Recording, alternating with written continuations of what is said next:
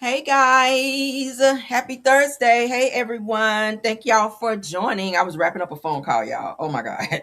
It's like every time I get ready to go live, I get a phone call. I don't know what's going on. But let's get into the show. I hope you guys are all having a great Thursday. I see my top flights are in the building. Thank you all for joining. Let's go ahead and get into the show so we can get done. Um Hello to everyone. All right. Of course, everything said in the video is alleged and in my opinion and is used for fair use and entertainment, right? That means don't take none of this ish serious. Except the tea, all right, and the receipts. Okay, so y'all take those serious. But let's go ahead and get into the show. We got some updates on the Tupac case, the Nolan. We're gonna talk about the Nolan Wells case. We're gonna also talk about the Carmelo Anthony case. All right. And yeah, we're gonna be talking about cases today. So we're gonna get through that. Then we're gonna get into the reality TV portion of the show where we're gonna look at some tea on that. So I hope you guys are ready for all of this drama. All right. So let's get started. Not really political news, but I definitely wanted to talk about this for all of you Tesla drivers out there. You might want to trade your car in to send Elon Musk a message like, bitch, we're not getting ready to be doing this. So we talked about yesterday Derek Chauvin, okay? Derek Chauvin, who unalived George Floyd by pressing his knee on his neck, okay? We all saw the video. We were all outraged. I'm still outraged, right? I'm mad like it was my family member because, bitch, what?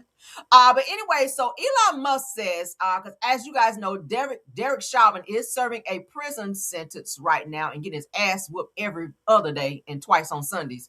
And he has filed so many motions to say that he was arrested and in jail unjustly and all this other shit. He was unjustly convicted. Anyway, so Elon Musk went on Twitter on yesterday and said Derek Chauvin was unjustly convicted of unaliving, therefore he should be freed. So he can just be out here unaliving people all willy-nilly, putting his knee on their neck. Suppose that was your nephew, your son, because you got a bunch of kids, Elon. What if that was one of your damn 20 kids by multiple baby mamas that your ass have? That was done to by Derek Chauvin. I don't think that you would be feeling the same way. But because he's just an ordinary black man or just another black man, you don't give a hot damn, right? Black people, stop spending money with Elon Musk. Let's go ahead and put that on record. Stop spending money. Stop lining the pockets of racial bigamous bullshitters like Elon Musk. All right. I don't desire to drive a Tesla. I don't even want to park beside a fucking Tesla. That's just how much I don't care about no fucking Tesla. Right. So he goes on to say the facts should show, or the facts show that he was not the cause that, hold on. He said the facts show that he was not the cause of death, nor did he at any time intend for a death to occur. Whatever else he may be, he is not a unaliver. That is the truth. So I'm taking you didn't see the video of Derek Chauvin kneel down on the knee. I'm on his knee and on the neck of George Floyd, and this man gasping for air and saying he cannot breathe, and Derek Chauvin tightening up his knee on his neck to prevent him and his airway from receiving air, and ultimately he died of asphyxiation. But they tried to say, oh, he had medical issues. He had medical issues that entire time before that. He was talking fine in front of that store prior to the knee being on his neck. Asphyxiation is what caused his death. So what we're not going to sit up here and act like, oh, he died from high blood pressure. Like, okay, he might have had high blood pressure, but that did not contribute to him not being here anymore. It was the knee on the neck. So let's continue. Y'all let me know what y'all think about that. All you Tesla drivers going to trade y'all cars today. Damn it. Get out of them Teslas and stop supporting him. All right.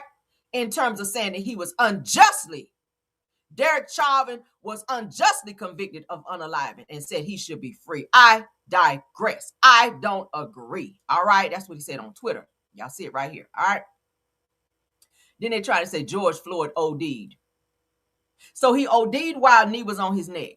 Y'all see how white people be at? This is not a racially thing. This is not a racial topic. We're just being fair here, right? I mean, the man died because of a knee on his fucking neck. I don't give a hot damn if he smoked a blunt before he was laid down there and had a knee on his neck, right? He did not die from that. That is not what the autopsy said. He died from asphyxiation. Weed don't cause asphyxiation. Crack don't cause asphyxiation, but a knee to the damn neck sure does. All right. So Elon Musk, we're not supporting you or the damn Teslas, all right? Let's move along. They be catching on fire any damn way, whether they crunk or not. So let's get into this next topic, because y'all know we've been covering this Tupac case. Let me refresh this so we can see this from the beginning. All right, Diddy's name is brought up in this case. All right, Diddy, you might be staying in jail. They done gave you a date to get out. They might be pushing that shit back after this Tupac trial. I hope, because you don't need to be out anyway, because you don't know how to act. All right, ever since I saw that video of you and Cassie at that damn elevator, I said, yeah, that bitch need to be in jail. He need to be in jail. You need to stay in there. All right, you're probably having the greatest time of your life in there anyway. All right, you booty bandit. But let's continue on. Shout out to the Jasmine brand on this one. Okay, Tupac's unaliving trial said that the cop testifies that Keffe D claimed that Diddy was supposed to pay for the rapper's unaliving. And I told you guys that $2 million was supposed to be paid for, or was allegedly paid for, the death of Tupac by GANG members. Okay, but let's get into what this cop had to say. Let's go. Combs was supposed to have given money to Zip Martin to give to Mr. Davis for payment of the Tupac murder. Fast forward, we go to Mr. Davis. He says he can rekindle that relationship with Mr. Zip Martin and give him to talk about the money that was given from Sean Puffy Combs to Mr. Martin that never got to Mr. Davis. And did you guys or Mr. Davis come up with a plan to get leverage on Mr. Williams, Zip? What was the idea? Me, Detective Kading, ATF Jim Black, and Keffe D, Mr. Davis, flew to New York so Mr. Davis can work undercover to try to rekindle that friendship and business relationship with Zip. And when Mr. Davis goes in to, do you remember the name of the club? It's called the Zip Code in Harlem. Does he in fact meet with Zip? Zip, he did, but from what we gathered from Mr. Davis told us, he passed him off to his nephew, meaning Zip passed him off to his nephew to do business with him. All right, so we're not going to listen to all that. Let's go ahead and read so we can get a better understanding of what's going on. So new testimony in the Tupac Shakur unaliving case is resurfacing a long-running allegation involving Sean Diddy Combs. Now, I said the retired Los Angeles police detective Darren Dupree testified Wednesday, August 19th, that Dwayne Keffe D. Davis allegedly told investigators in 2008 that Combs had offered money for the unalivings of Tupac and Death Row Records co-founder Marion Suge Knight. So he was supposed to be gone too, according to the hit. So it says that Dupree testified that Davis claims that Combs was supposed to give him money to Zip Martin, or supposed to have given money to Zip Martin to give to Mr. Davis for payment of the Tupac unaliving. It said that Nike survived the 1996 Las Vegas pow-powing that unalived Tupac. As we all know, they were both in the same BMW on the night that the pow-powing occurred, correct? Now, according to Dupree, said that Davis claimed that the alleged money never actually reached him. The retired detective testified that Davis told investigators that he could reconnect with Martin and get him to discuss the money that was given from Sean Puffy Combs to Mr. Martin that never got to Mr. Davis. Now, Dupree says investigators then flew with Davis to New York so that Mr. Davis can work undercover and attempt to rekindle his friendship and business relationship with Martin. So it sounded like he was trying to get him to snitch. Now, said the undercover effort was apparently unsuccessful. Dupree says that Davis attempted to meet Martin at a club, but Martin passed him off to his nephew to do business with him. So Dupree added that Zip had cancer or something like that, said that he was sickly, and said that he wasn't in the business no more, something like that. So it did not work. So the testimony does not establish that Combs actually paid anyone to unalive Tupac. Dupree was recounting allegations that Davis allegedly made to investigators. Combs has denied involvement in the Tupac unaliving and has not been charged in connection with the unaliving. Davis is accused of orchestrating the September 1996 drive-by pow-powing that unalived the 25-year-old rapper, which is Tupac, in Las Vegas. Shout out to Megan Cunningham because she's the one who actually originally talked about it, but also shout out to Jasmine Brand for reposting. So if they can find a money trail or some type of text message or some type of audio conversation where Tupac may have spoken to someone, not Tupac, but Biggie, Diddy may have spoken to someone about a payment, the amount, who was going to do it, some type of setup or hit in terms of unaliving Tupac, that will be his ass. Okay. So if anybody has that, there we go. Now, I did see that female rapper, what's the child name? Foxy Brown is supposed to also be testifying in this case as well for something she says she saw and or knows about, and she's naming names. So hopefully she be okay and safe after she does this testimony. But she is said to be also cooperating with the feds and will be testifying in this Tupac case. So we'll see what happens. And when she testifies, we will play it here if there's a video. Okay, so let's move along. Yeah, Foxy Brown says she is talking, honey. So hey. Tupac was her friend and she want to see justice. I get it. I ain't mad at it. Shit. Okay, if you know something that's gonna bring justice for your friend, go ahead and say something, baby, because everybody is still upset about Tupac's death, right? Imagine where he would be in his career right now if he was still here. Okay. So Mob James appears frustrated while trying not to snitch during Tupac's unaliving trial. This shit here was funny to me, but let's get into it. This is the same man said he would pow his own brother, right? He was a part of the gang back then. He also worked for Suge Knight. He also said he would pow Suge Knight if he would have put his hands on him disrespectfully. So shout out to the neighborhood talk. Let's go. Question Stop. Can you focus on me for a second, sir? Yeah, I will. And I apologize. I just want to make sure that we're clear, okay, for these people. In terms of that information, none of those people were there, right? What people you be speaking on? The people that was already in the neighborhood, or the people that left Las Vegas that same night Tupac was shot to go home, bare their arms, and go to somebody else's neighborhood to look for somebody? They had to pay it back. So once again, my question to you is that the information that I'm asking about is the people that back home, you're saying were eyewitnesses to this? How could people back home be eyewitnesses to something that happened in Vegas? No, that's not what I'm saying. The people that were here in listen to my question, sir. The people that were here in Las Vegas, you're telling me were eyewitnesses to what happened and went back home. Is that what you're telling me? I'm telling you, the people that was at 662. Just answer my question, sir. Yes or no? I can't answer that without a what you call it. You trying to tell me to say something that you're not going to understand if you let me explain to you. No, answer my question. I'm not answering nothing. My question is...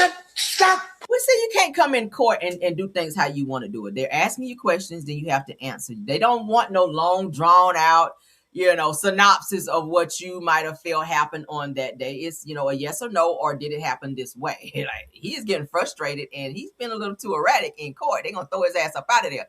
But let's continue on. So that's what's going on in the Tupac case. All right.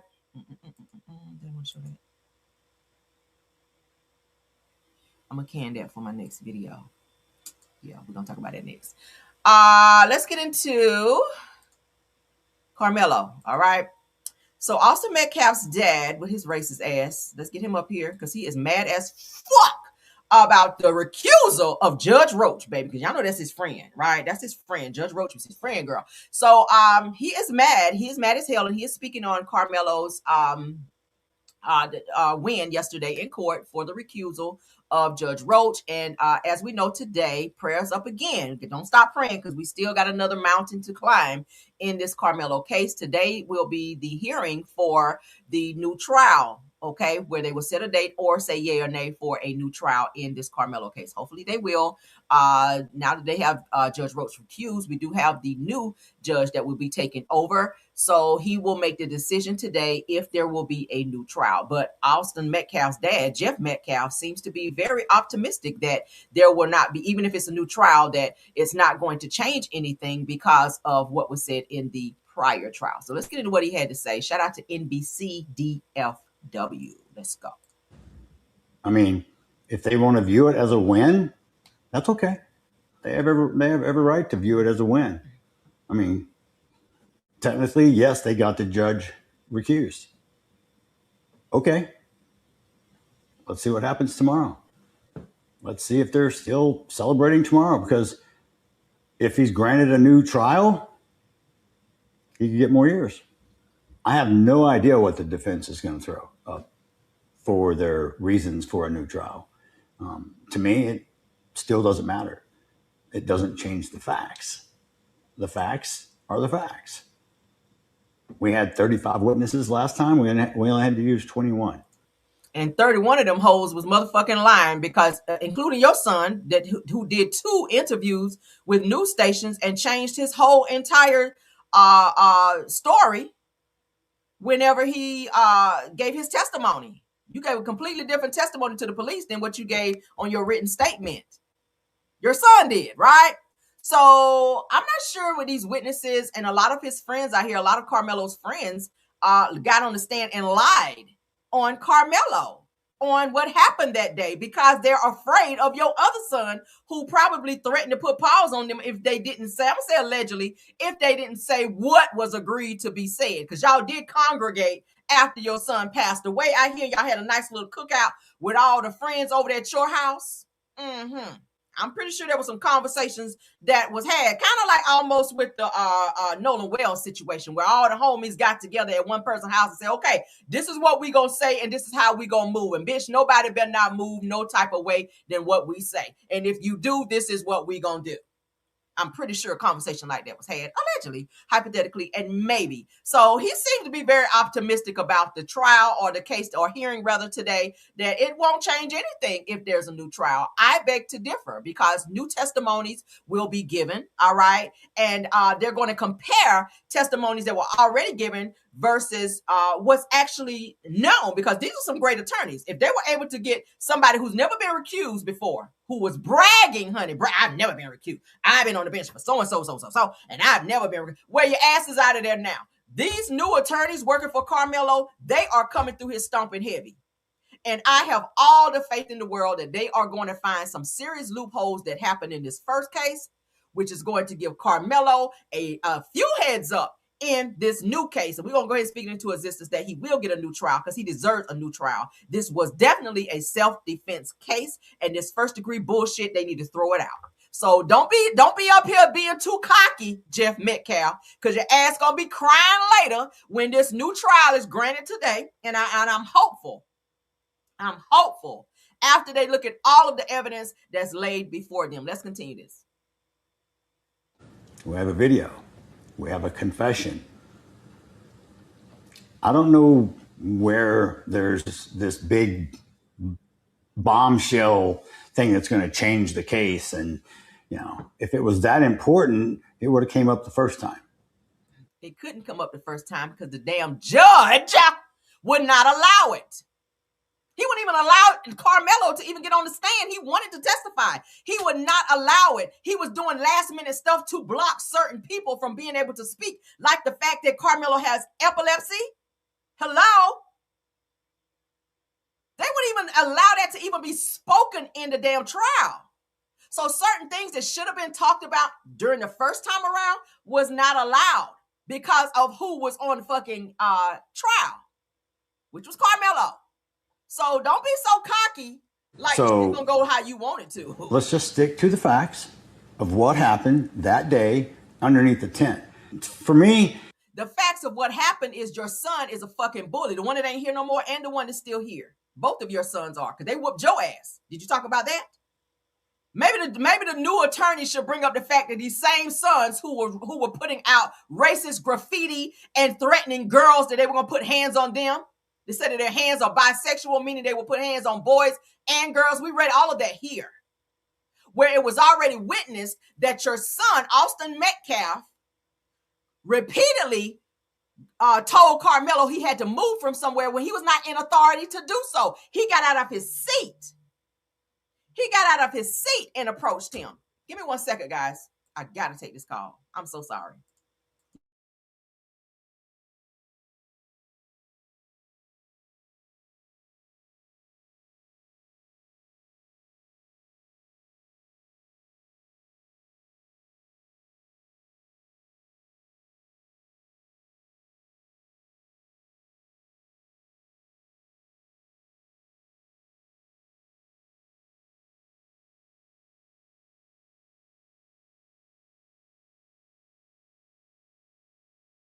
Okay, guys. Sorry about that. Okay. Let's get back to it. Let's finish what he has to say. Things like this do not occupy my time or my thoughts. My thoughts are on this foundation. I'm looking at going forward. How do I save lives? How do I prevent this from any parent ever feeling this pain? It is the deepest, worst pain any human being could ever live through. How do I prevent it? So I'm going to ask Teaching the surviving son not to be like the one that ain't here, right? Teaching your surviving son to not act like the one that ain't here, right? Because they're bullies. Had he not been a fucking bully that day, had he not had his sights set on Carmelo, he would still be here. Had he shut his mouth and mind his own fucking business, being a male Karen down there at the track meet. That's what he was doing, being a fucking male Karen, and it cost him his life. everyone's help. Support Austin Metcalf Foundation. No. So your kid comes home alive from school. I'm out here to save lives, and I don't care what color your skin is. I judge you by your character, not by the color of your skin. So you don't care what color someone's skin is, but you were running around saying watermelon felon, making racist comments as related to Carmelo, who is an African-American male. But you're saying, hey, black, white, we don't care. You just want money for this organization that you created in the name of your bully ass son. I will not. And I'm going to tell anybody on the sound of my voice, don't support that bullshit because you care nothing about nobody but yourself, sir. You are self-serving in this entire case. I feel like this case was already decided before it went to court. Why? Because the person who was overseeing the case is your friend. Y'all already had Carmelo set up to go straight to the prison. His bunk was already ready. Paperwork was already signed before he was found guilty. So don't tell me that this shit was not already orchestrated prior to the gavel being slammed down saying guilty 35 years. We're really not going to do that. We're not supporting any organization that you or anybody connected to you have going on right now. We're just not going to do it. So spare us. No. And there's what I want to tell everybody, and I want to ask this, and I'll ask you. You're either part of the problem in today's world or you're part of the solution like your in son. Today's world. Problem. What side do you think you're on? I mean, if they want to view it as a win. Yeah, we do see it as a win. And today we're gonna claim another win. Okay. And when some things have been uncovered that you and your son and everybody else that testified in this case lied, I really hope you brought up on perjury charges as well. And your son should be brought up on charges for assault, for also putting his hands on Carmelo, because he was seen in the video also attacking Carmelo when his brother, Austin Metcalf, first put his hands on him as well. Carmelo was jumped by 6 people, and all 6 of them should have charges pressed against them. Absolutely. They should go to jail for assault, because that's exactly what it was. Your sons have been known to do that, including assaulting you. But because your son is no longer here, I get it. You're mad. That is a very sad situation. I would be sad if something happened to my child. But we got to look at the facts and why he's not here. Had he sat his ass down and let an adult tell Carmelo what to do, and he not got up in his face and challenged him after Carmelo told him, don't put your hands on me. It's on video where Carmelo said, I told him don't put his hands on me. And he did it anyway. Because why? White privilege. We're going to call it out. Privilege. His uncle was the warden at the same prison that Carmelo got sent to. The judge is a friend to his father. So he said, what the fuck gonna happen to me if I do put my hands on you? I'm covered. That was his mentality. So y'all feel like y'all won because Carmelo's sitting on 35. That's now. That's now. They didn't recuse that judge for no reason. I guarantee you, shit about to turn around. Okay? We're gonna speak into existence. It's about to turn around. And I want you to have that same stance and come right back on this same news station, sit your funky ass in that same chair with them dirty ass fingernails, looking like you've been scratching in your ass, and have that same mentality when they go right here today and give him a new trial. All right? Scratching in your ass. That's what it looked like. You scratching in your ass before you got on this news thing. Because them nails is black as hell. Let's move along. While we're talking about Carmelo, okay? Let's go on and get you good and mad. Let's get you good and mad. Let's give an update on this Carmelo situation, all right, that I ran across. Miss Docket Diva. Let's give her the credit for it because she pulled it. Now, Carmelo Anthony's dream team wins first hearing, all right, which we know that came out yesterday. As soon as I saw it, I posted it on social media so everyone could see. But they said the new trial is not guaranteed. Here's what happens next. So let's get into what happens next. We still gonna fingers crossed and all my damn toes, all right? Wednesday, August 19th, Roach is recused, which is the judge, Judge Roach. Visiting Judge Sid Harley removed Judge Roach from all further proceedings, including the new trial motion. Retired Judge Michael B. Chitty, which I told you guys yesterday, Judge Chitty Chitty Bang Bang, now presides, all right? Thursday, August the 20th, which is today, new trial has not yet been decided. Judge Chitty hears the defense 4 grounds fresh. Recusal changes who's deciding, not what gets decided, okay? It says that why was Judge Roach recused? Now, I read to you guys yesterday what would make a judge get recused and the things that they were saying Judge Roach was doing that may get him recused. There were several codes that he violated. So let's get into that. So the bar for recusal is high. Harley says he personally believed that Roach could be fair, but said that it isn't the legal test. He said, here's what the defense put in front of him.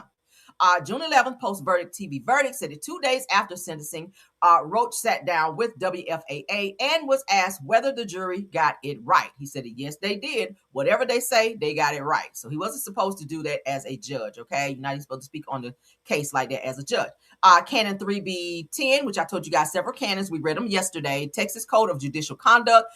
Defense counsel Russell Wilson argued Roach commented publicly in a case with a pending appeal. Conduct said that the canon says the judge shall abstain from when it suggests a probable decision, okay?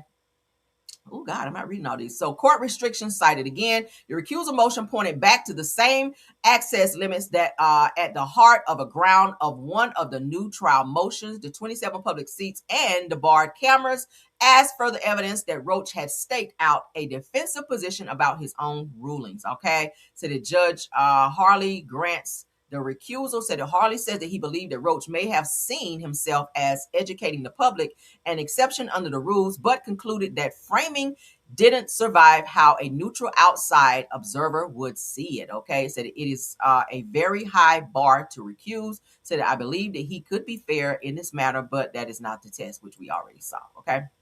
So they said that the 4 grounds for a new trial. Let's get into those. All right. Public trial violation, a 10-minute daily entry window, 27 rotating public seats, and overflow room used during jury selection, then shut off once testimony began, and no audio or video feed at any point. Okay. Constitutionally, it should be an open court. Carmelo was supposed to be tried by his peers. He was not. Okay. And there were no black people. There were no black people on the jury seats. Okay. To make a decision in Carmelo's fate. That's another violation. Okay. So yeah, let's continue. So, and they rushed this case too, as I could see. They rushed this case, and I'm not sure what the rush was to send this man to prison for 35 years, right? I don't see what the rush was, but let's continue. Number 2 says that the broken off record agreement. Defense says that the state agreed to limit character and extraneous offense evidence, then reversed that position mid-trial after defense had already built voir dire, I hope I said that right, its opening and its cross-examining examinations rather around it. Said that number 3 goes on to say the provoking of difficulty instruction.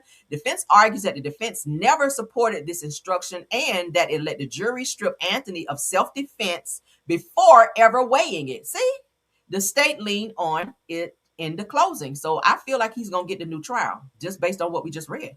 Interest of Justice said that even if no single ground wins alone, the defense argues that cumulative effect plus the gag order, unrecorded pretrial conferences, and an oral sealing of the entire case file adds up to an unfair trial. Boom. All right. So a fallback argument built on everything above taken together. All right. So that's the recusal and new trial info. We don't really need to read that. Appeal goes away. Conviction stands. 2 possibilities. So let's go back. Let's see. So it said what recusal decided, what did it not decide. So that's just breaking down. I will drop the link here so you guys, if y'all want to read more into it, because I don't want to spend too much on one topic. So let's do this. For those of you that like stuff like this, very informational information, then you guys can read it at your leisure. We're just skipping through reading. And this is the new judge, Judge Chitty Chitty Bang Bang. That's what I named his ass, okay? He will be presiding over the hearing today in terms of finding out if there will be a new trial, okay? So Judge Harley removed Judge Roach, but Judge Chitty Chitty Bang Bang will decide today if there will be a new trial, all right? So prayers up for Carmelo. Prayers up for him. Let's get into Nolan Wells. Nolan Wells, we got to talk about him. We can't talk about Carmelo without talking about Nolan. Nolan's birthday was yesterday. Let's get some highlights and updates on that. ABC News Live. Let's go. Nolan Wells' family and attorney Crump spoke with ABC News, Lindsay Davis, on what would have been his 19th birthday. Said that Wells went missing after going on a 4th of July boating trip, as we all know, with friends to Horn Island, Mississippi. Let's get into what they're having to say. It's a sense of what the hardest part of today is. Not having him here. Not being able to FaceTime him and sing my horrible happy birthday song. Yeah, it's just him not being here with us. Elmore, how are you remembering your son on this day? Not so much for how he died, because we still don't know that, but for how he lived. Just the joy that he brought to our family. Just watching old videos and just reading old messages. Just memories of conversations, of wrestling matches, me chasing them around the house, stuff like that. That really helps with the entire situation. Thinking about the good times. Why was it important for you all to do these vigils and honor Nolan in this way on his birthday? To make sure that his story stays alive, for people to understand too that it's okay to want to ask questions, want to make sure that you know the truth of what happened, but most importantly, just keeping his legacy alive. Any idea how Nolan would have celebrated his 19th birthday? He would have been at school, so Yes. Of course we would not have been able to see him until the weekend. So I'm sure he would have gone to football practice, had class, and probably been like, "Hey mom, hey dad, send me some money so I can go get some actual food." Yes. Ben, want to bring you in here. So where do things stand now in the investigation? Damn, back up, B. Well, right now we're still seeking answers. I know we're Why being so close? You scaring me. trying to work collaboratively with the district attorney's office. Obviously, the Congressional Black Caucus has asked for the FBI to open an investigation. But, we're celebrating Nolan's birthday, what would have been his 19th birthday. Over a month has passed since his tragic death, and still we don't have the answers to what happened to Nolan Wells. Give us a sense of what the hardest part of. Yeah, so y'all heard that. All right, so we're gonna look at y'all know they had like a vigil yesterday for him for his 19th birthday. They also sang happy birthday to him. That was so sweet. You can see the pain in his pay attention to his father when they're singing happy birthday. It's like his mind, some type of memory or something came over him. Like he wants to kind of get into the mood of what they're doing, but you could tell he's just so sad. The mom, she's really trying to push through. You could tell as she's singing the happy birthday song, but the dad is like, he's really taking it hard. It's like he's still processing it. This is still fresh. It's only been a little over a month. Okay. But the mom, she's really holding up pretty good. So still prayers up for them. Cause I mean, godly, it has to be hard every day, but every day it does get a little easier, but they are still in that phase, the grieving phase where, sometimes you're okay. And then the next minute you just want to cry. So shout out to the father and the mother, and everybody coming together to give them prayers, on that day and to sing happy birthday to Nolan. This was really nice. Mark Morial, let's get into it. Beautiful. Happy birthday, happy birthday, Nolan. Happy birthday, Nolan. Happy birthday, on board. Grab his hand. Come on, baby. Come on. Birthday. It will be quiet. Happy birthday. Crump, this ain't no damn club. Put your hand down. One last time, do it again.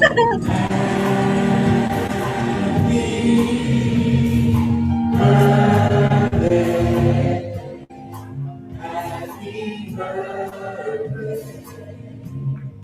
Happy birthday. Come on, let's thank God for the gift of life that we cannot take for granted. Beautiful, beautiful. Aw. And she broke down at the end when she blew out the candles. That's so sweet. Damn, everybody got me crying in here. So happy 19th birthday to Nolan Wells. Said that he should be blowing out his own candles. Yes, said that we continue to stand with Attorney Crump, Christine, which is the mom, and of course their dad, Elmore, and the Wells family in the demand for justice for Nolan. All right. So y'all know the NAACP, they've stepped up to help out in this case as well. So any new developments, we will definitely be sending them over to everybody involved in this case. All right, let's move along. That was beautiful. That was beautiful. That almost got me right there. I ain't gonna hold you. Y'all know I had to G up over here, honey. I had to G up because baby, I don't want to be on crying and whatnot. But that was yeah, that was really nice. So let's get into this next piece where Al Sharpton says that one of Nolan's friends may want to come forward and that he would pay for any attorney that he chooses if he wants to come forward and talk. So something going on here. Let's see. Because I said, uh-oh.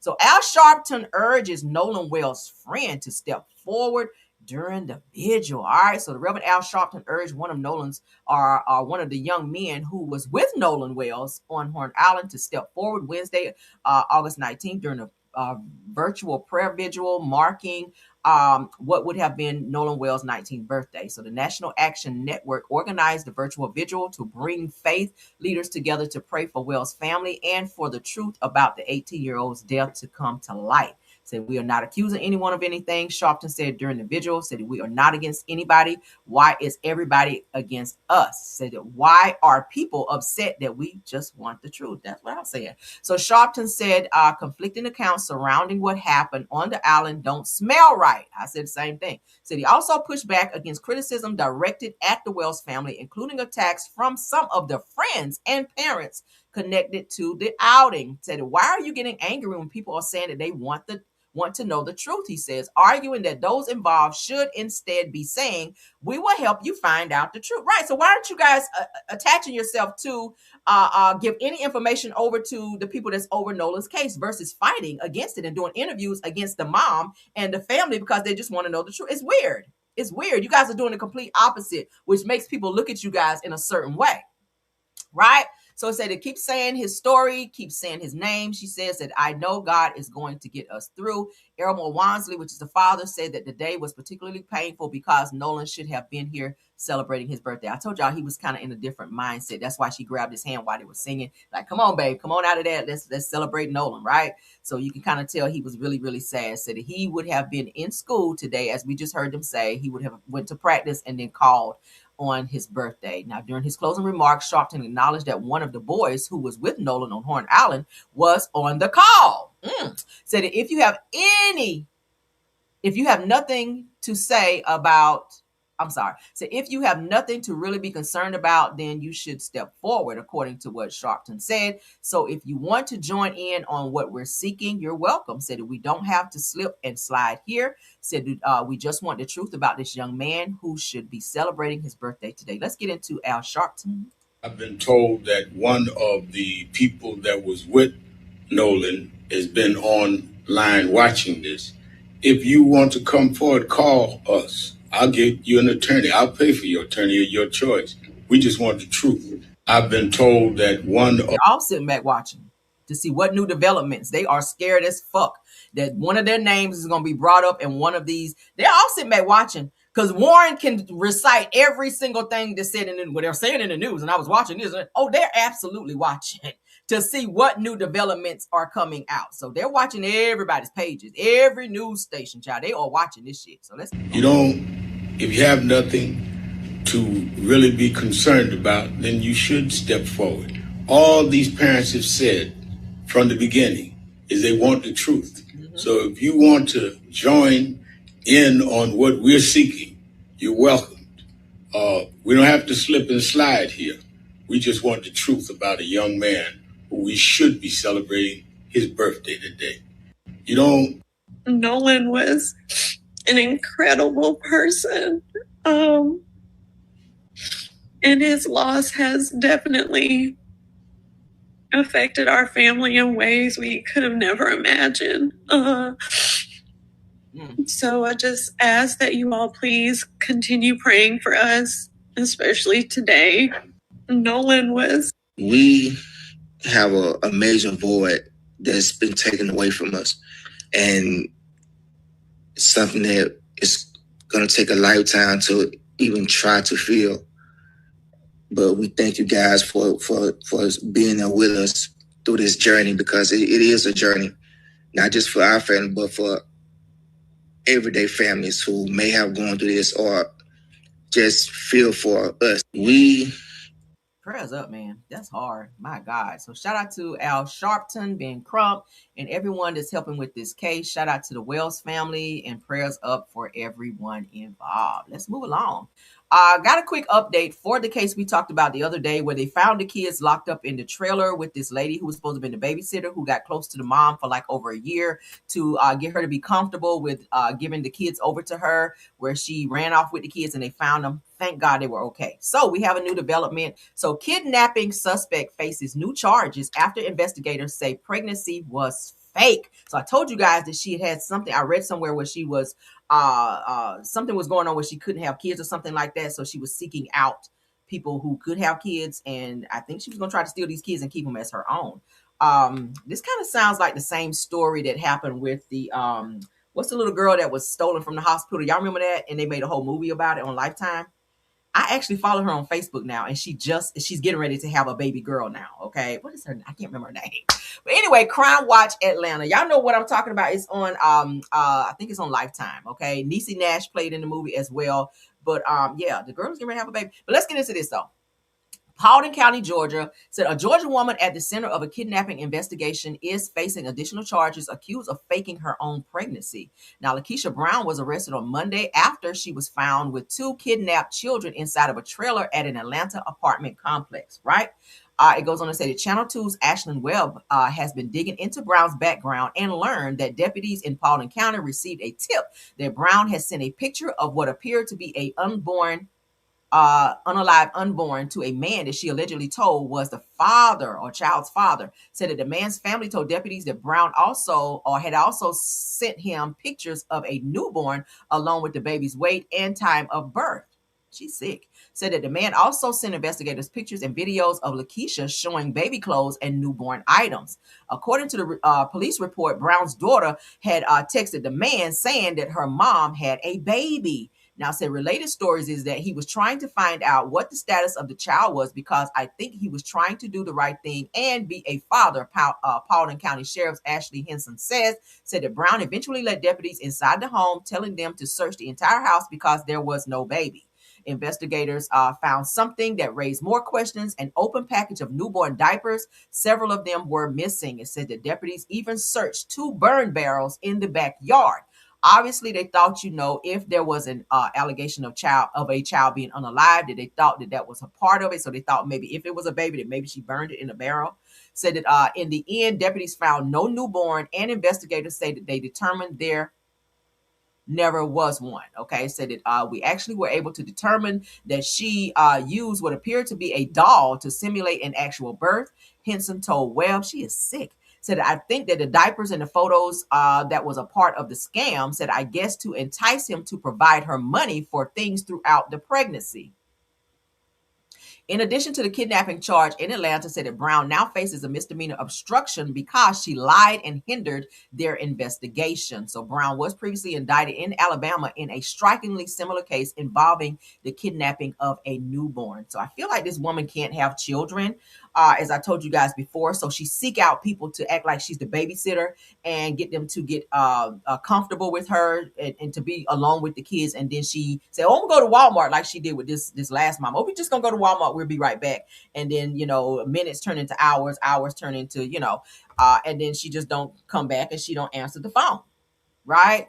So let's continue on. What do y'all think about that? That's the update on her crazy ass. Moving right along, honey. Let's get into this Candy and K. Michelle beef, because child, they are still going, and K. Michelle has called Candy out. So we're going to look at it. We're gonna get into the reality TV portion of our show, and then we gotta go. All right, Hollywood Unlocked, shout out to you. So K Michelle responds after Kandi Burruss addressed her alleged mean girl comment. All right, so the mean girl comment originally came from Tamar, and now Kandi is being called a part of the mean girl crew once again. So let's get into it. K Michelle denies calling Kandi Burruss a mean girl and seemingly shades Francesca Amaker over Big Tigger and the wife drama. Y'all know Francesca is the girl who works with Big Tigger at B103, and she is also suing Big Tigger's wife for the allegations of saying that they're having some type of relationship when she says they're not. So let's continue on. K Michelle says to Kandi, she said, actually, I didn't say that, but that lady did say that you was Tigger's side piece. Ooh, so she's talking to the girl at the radio station. This is not to Kandi. So she says, Kandi responds to K Michelle calling her a mean girl. Oh, anyway. So let's continue. This is what was said. To me, I am not nice to you. Did you see the clip where K Michelle, she mentioned that you were a mean girl in Atlanta? So K Michelle was responding to what's the child name? Hold on. Francesca. Okay. So you are she not nice responded to me. Francesca by saying, actually, I didn't say that, but that lady did say that she was Tigger's side piece. So this is what Francesca had to say because she brought up K Michelle's name. I am not nice to you. Did you see the clip where K Michelle, she mentioned that you were a mean girl in Atlanta? I personally feel that mean girls can't call other girls mean girls. It doesn't work like that. Like, we've seen her like literally go in on people on multiple times on camera, on television, and, you know, calling people out their name, doing all the things. And with that, I have to say, if I'm a mean girl, she was a mean girl too. If you are not nice to me, I am. Oh, you heard Candy. If you're not nice to me, I ain't nice to you. Everybody's seen you on TV acting a goddamn fool. So you want to come up here and say, I'm a mean girl? Let's go back and roll that beautiful bean footage of your ass up there on Love and Hip Hop acting a whole crazed individual, shaking tables and threatening folk. All right, and getting into it with Rashida, throwing candles at Rashida. Y'all remember that episode? I would never forget that. So now Kandi and K Michelle are now beefing, child. Let's continue on now. Kelly Farrell got another garnishment on the way. Okay, Miss, I don't know who Gary is. And so Gary said, bitch, I'm about to reintroduce myself to you because now I done went down there to Bravo and got your Bravo checks garnished, bitch, so you can pay me back my $80,000. Okay, so now another garnishment is has already been filed. We about to look at it. Okay, shout out. What up? Hey, Peanut, thanks for being here, dear. All right, Kelly, Miss Kelly out here acting like she don't know nobody. So you ain't pay your employee. We already talked about this. We covered this.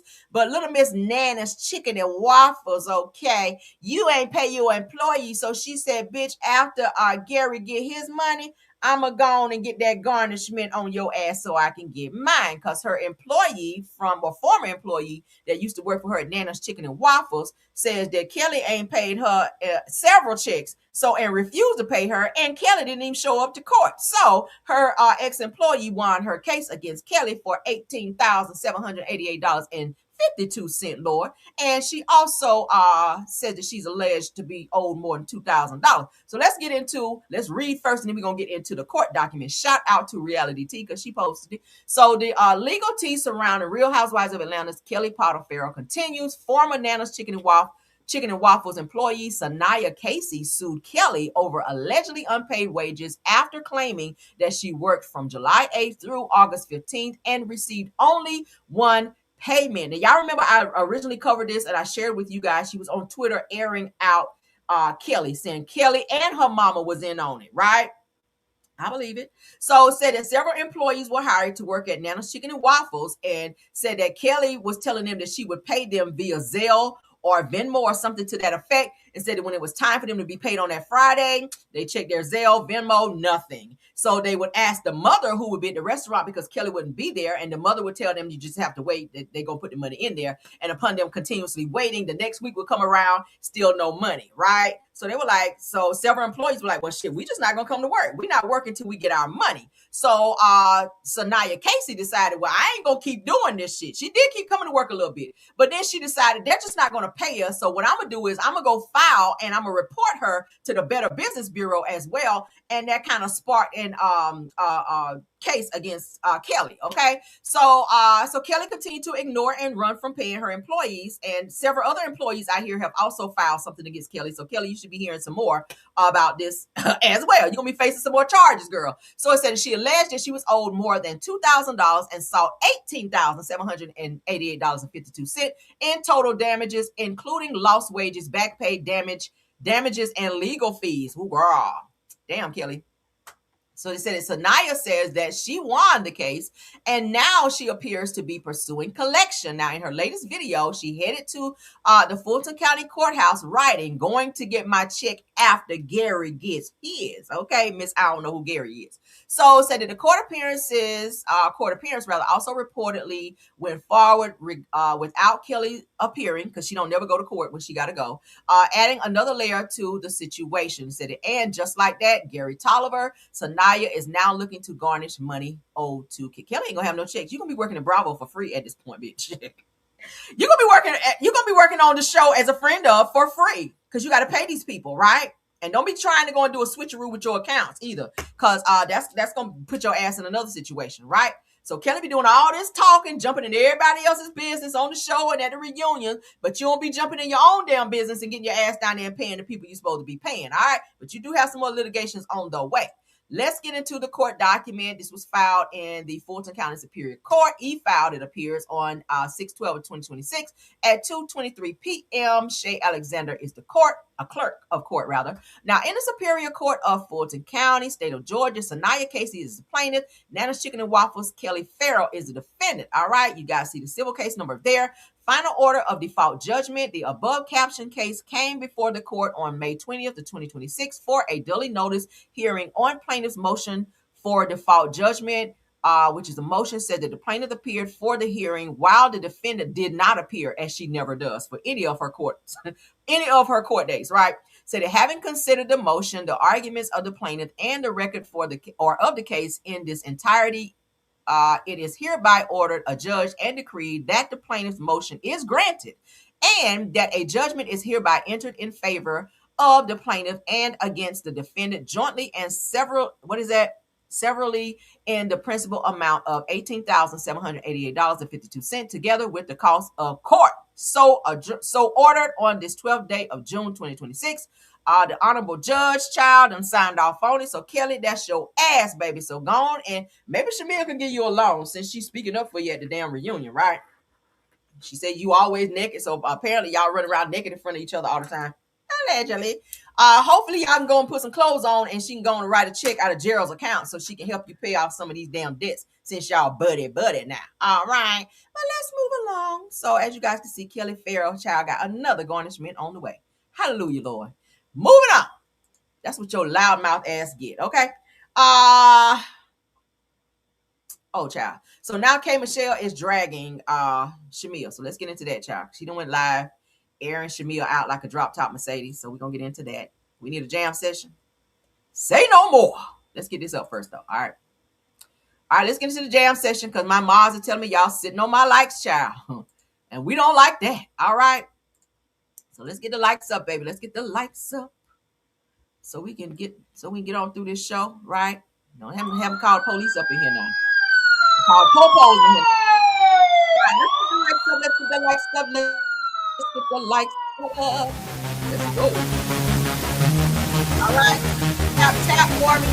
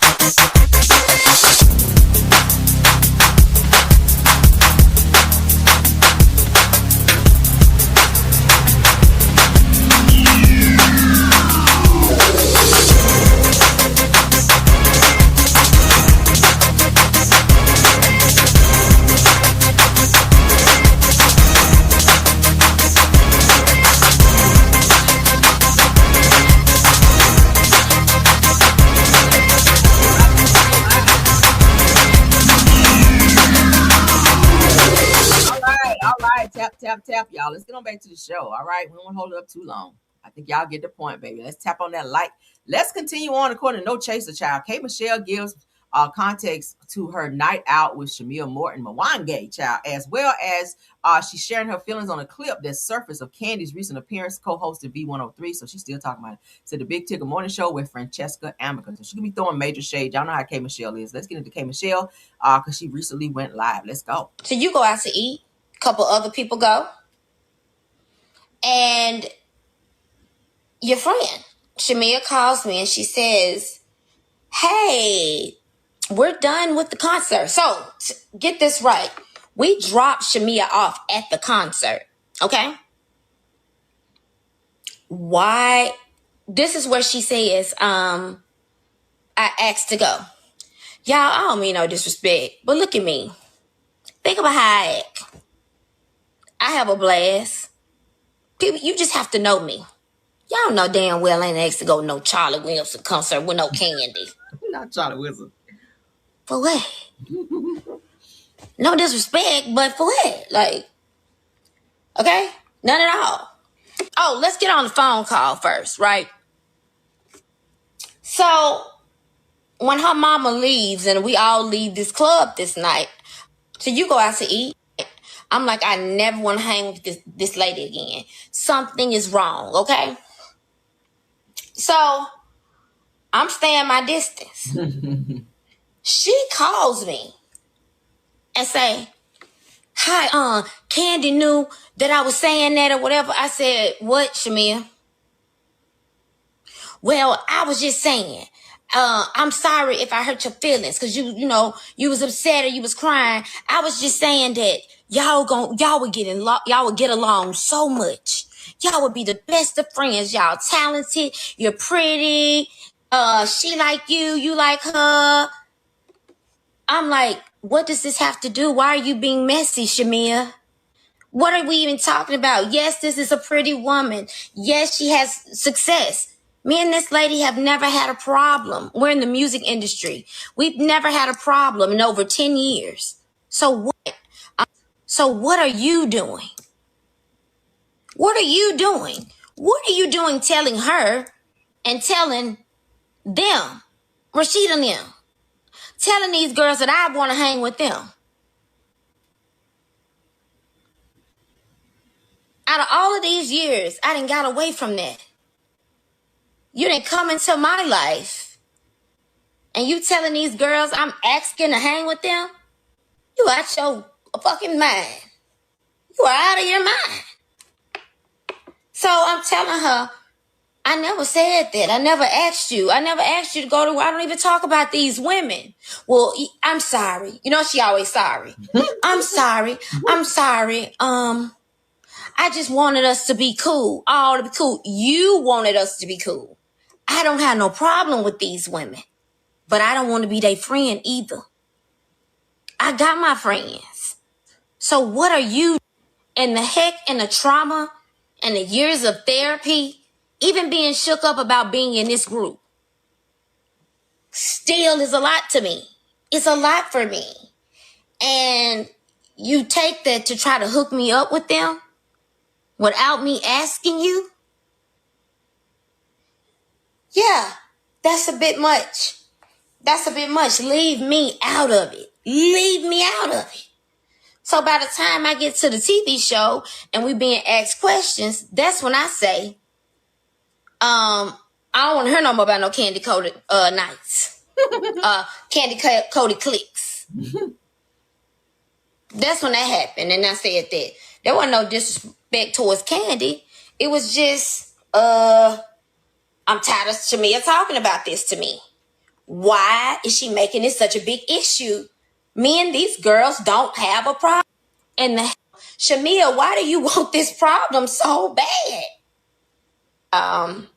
Read something. Sick of it. Sick of it. Sick of it. So the other person responds back. Oh, we've seen her. And and she's a mean girl. First place, I'm about to be stunning you. Think you're a great writer, great artist. We do shows together, you and Scapegoat, I go, and vice versa. And we sing those songs. He is funny as hell. Really don't have a problem with you. Really even respect your business. But you were so quick. Soon as she told you, Kay said this about you, didn't even give me the benefit of the doubt. Oh, read something. You wanted to say something about me crazy. Because you said it too quick. But that's okay. I still respect you. I'm still a woman. You wanted to say something about me. So y'all see that? So K Michelle, she's talking about Candy and she's talking about Shamil. Shamil is messy as hell. But then when you confront her about it, Shamil be sitting there looking like Drew, like, what did I do? What did I say? I didn't say that. The whole time you said the shit, right? And then she want to hurry up and apologize to make the shit go away. Shamil, I don't know. I like Shamil, but Shamil, sometimes you just kind of take me off the beaten path with you, and I just be like, I don't know what the hell going on with you, child. I don't like this season. I'm just not feeling you this season, Shamil. I'm sorry. Maybe because you attached to Kelli, who I just do not like, right? But shout out to K Michelle for calling it out. She's funny as hell too. She said, why the hell I'm asking to go with you to a damn Charlie Wilson concert? What's wrong with Charlie Wilson? Like, don't be how he get straight in this. Damn. Charlie, like, how I get in this? All right, let's get into this next topic with Riley. Since we talking about Candy, let's talk about her daughter. Riley, honey. Riley talking about the situation with the divorce between Candy and Todd, okay? Y'all know she's on her next gen NYC show over there acting the fool drunk and cussing people out and threatening folk, okay? And now she's getting a lot of backlash behind it. But let's get into it. Shout out to Bravo TV. I know, like, my mom and Todd are on a good page. They're, like, co-parenting, like, very well. I think I'm just, like, the young one, so I'm, like, trying to, like, deal with my emotions and see how I feel. Riley, you've been hanging around too many white people, because why are you talking like this? Like, every 5 seconds is like, girl. I'll also be there for my mom. I just want everything to go the best way. This Valley girl accent is sending me. Okay, sorry. I was, like, tearing up a little bit. Do you have a napkin? Use this side of it. That was on my... Sorry, I get a little bit too emotional, and I try to hold it back. Oh, stop. I don't want to. I know, period.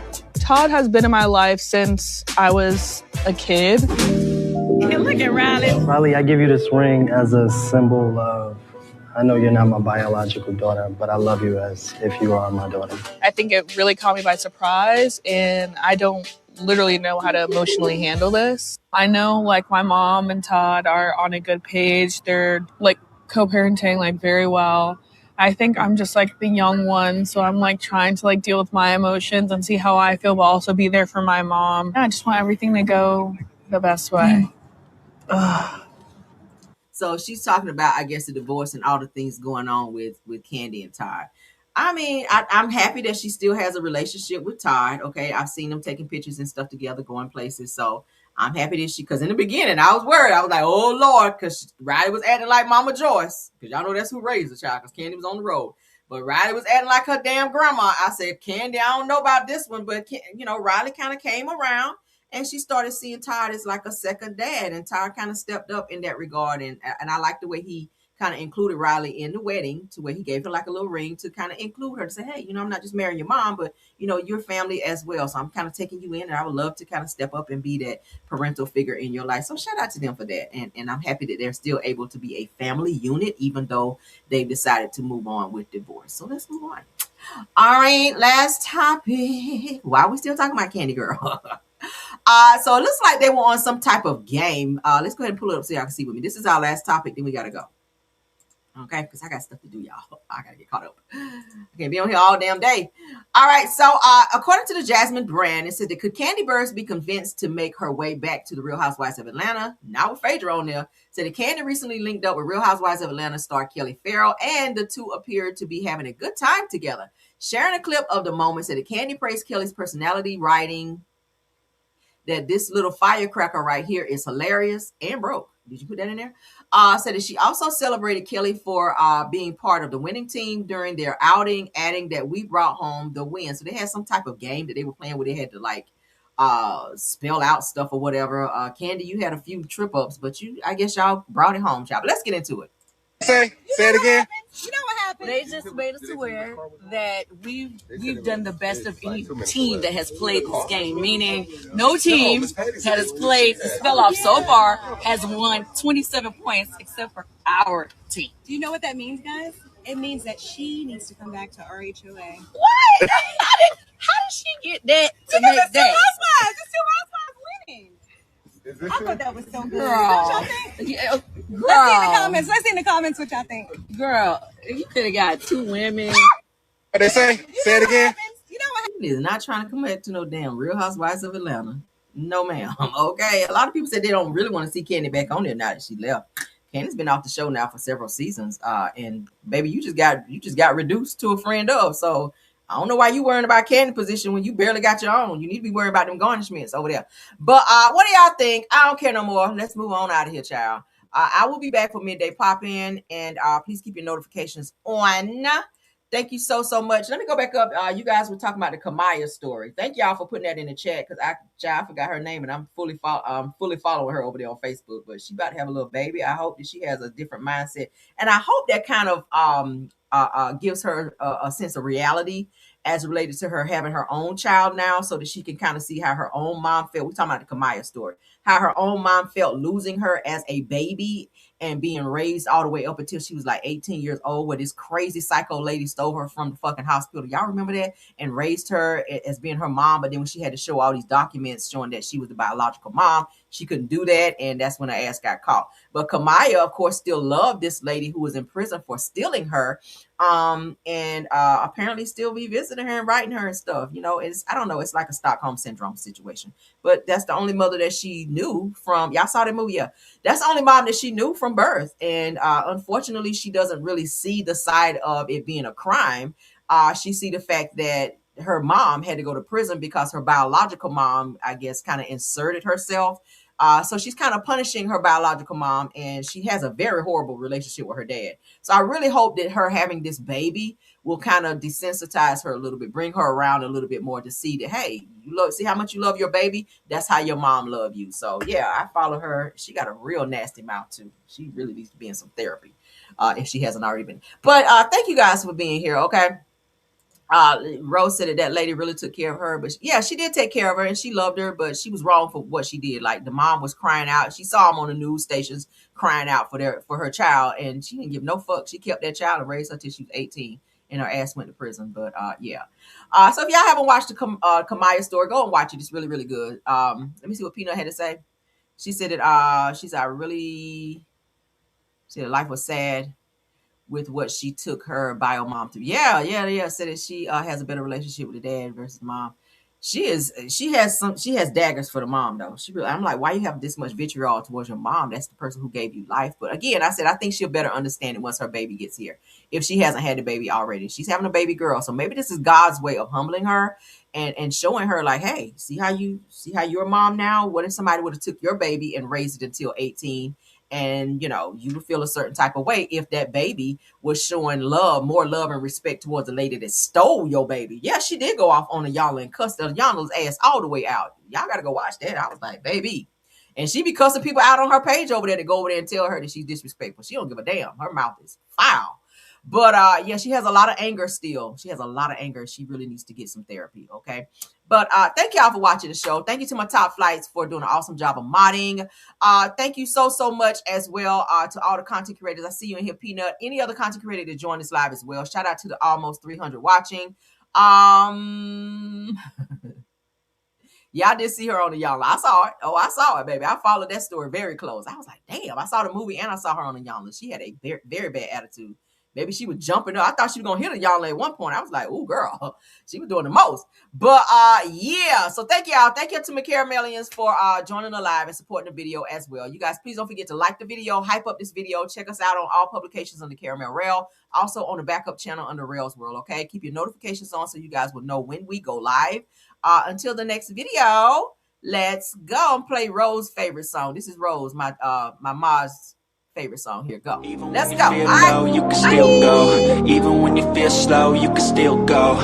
Even when there's no hope, you can still go. I never answer to no, man, I still go. Go, go, go, go, go, go, go, go.